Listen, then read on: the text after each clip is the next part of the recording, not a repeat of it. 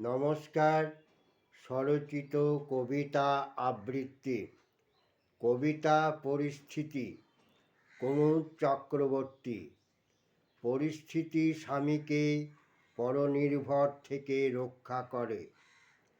দৈনন্দিন ব্যক্তিগত কাজে যেমন চোখে ঔষধ দেওয়া, এঁটো থালা তুলে বেসিনে রাখা, এঁটো মোছা, শুকনো জামা কাপড় তোলা, এমনই নানাবিধ সাংসারিক ব্যক্তিগত ব্যবহারিক টুকিটাকি আর কি স্থির সাময়িক বা বেশ কিছু সময়